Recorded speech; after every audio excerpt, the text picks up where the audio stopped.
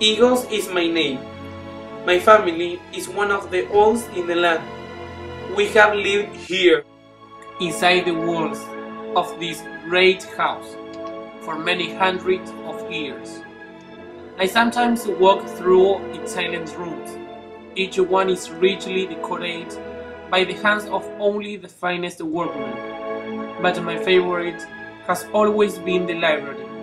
It is here, among books, that I have always spent most of my time.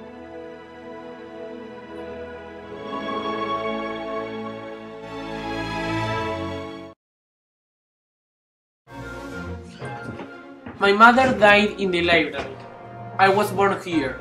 Yes, the world heard my first cries here.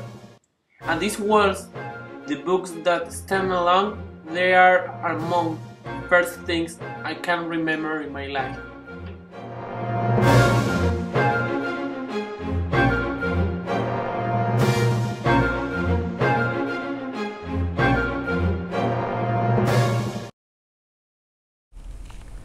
I was born here in this room, but my life did not begin here. I know I lived another life before the one I am living now. I can remember another time, like a dream without shape or body. A world of eyes, sweet, sad sounds, and silent shadows. I woke up from that long night. My eyes opened, and I saw the light of day again.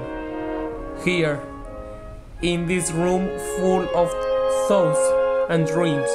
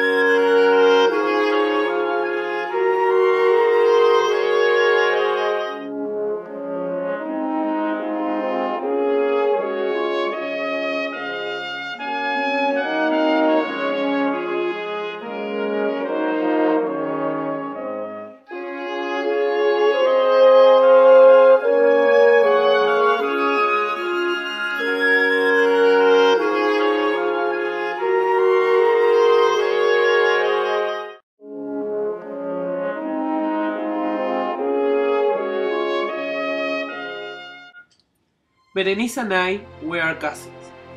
She and I grew up together here in this house, but we grew up so differently. I was the weak one, so often sick, always lost in my dark and heavy thoughts. She was the strong, healthy one, always so full of life, always shining like a bright new sun. She ran over the hills under the great blue sky while I studied in the library. I lived inside the walls of my mind, fighting with the most difficult and painful ideas. She walked quickly and happily through life, never thinking of the shadow around her. I watched our young years flying away on the silent wings of time. Berenice never thought of tomorrow. She lived only for the day.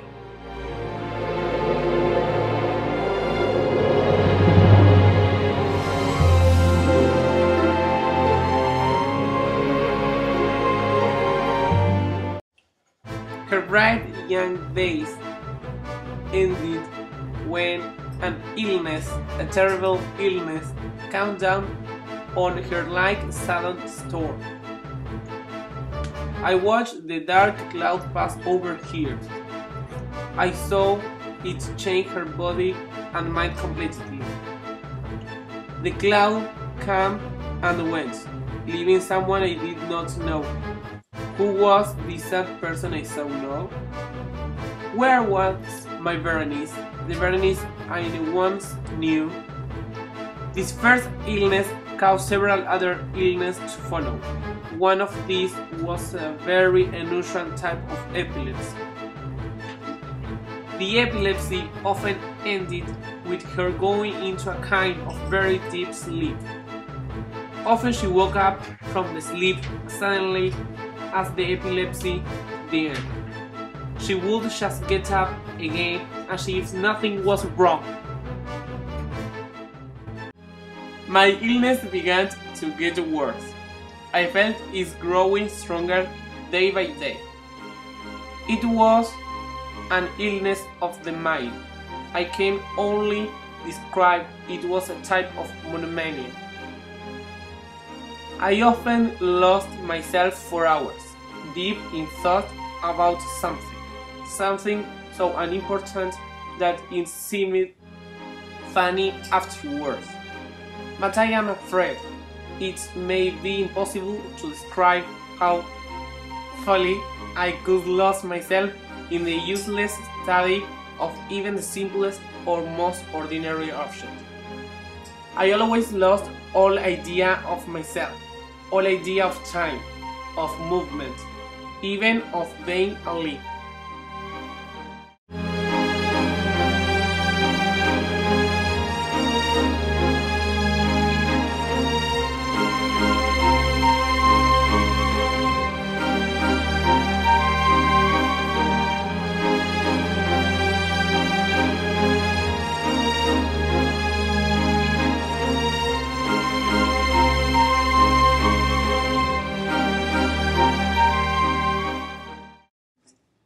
I never loved Berenice, even during the brightest days of her beauty.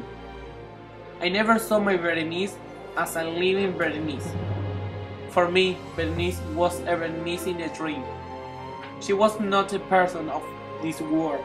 No, I never thought of her as someone real. Berenice was the idea of Berenice. She was something to think about, not someone to love.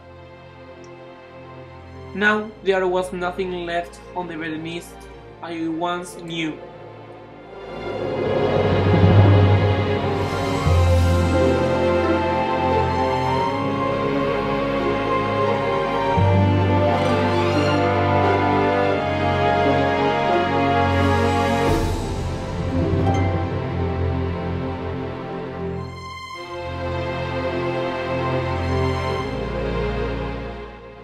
It is true I never loved her, but I knew she always loved me. And so, one day, I had a stupid and evil idea. I asked her to marry me.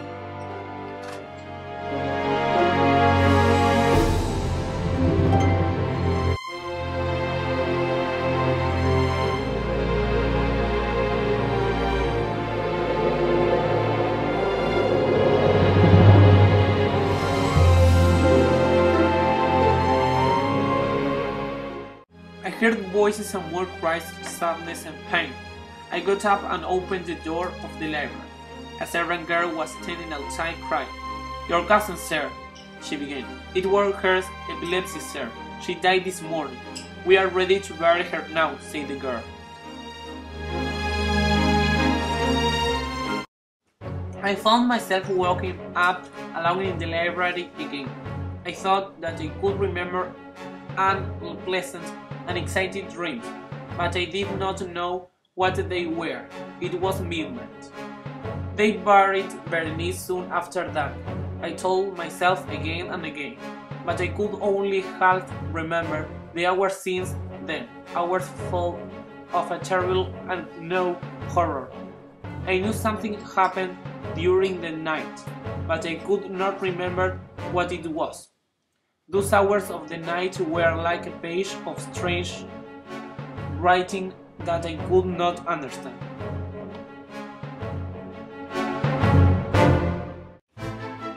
There was a lamp on the table near me, with a small box next to it. I knew this box well. It belonged to our family's doctor. But why was it there now on the table? And why was I shaking like a leg as I looked at it? There was a knock on the door. A servant coming. He was wild with fear and spoke to me quickly, in a low, shaking voice. I could not understand all of what he was saying. Some of us heard a woman cry during the night, sir, he said. We found Berenice's body lying. Her body was cut and bleeding, but worse than that, she was not dead, sir. She was still alive. He pointed at my clothes, where was blood all over them. I said nothing. I cried out, jumping to the table, and tried to open the box. I tried and tried, but I could not. It fell to the floor and broke. Then the stool fell out of it, and with them, so small and so white, 32 teeth fell here, there, everywhere.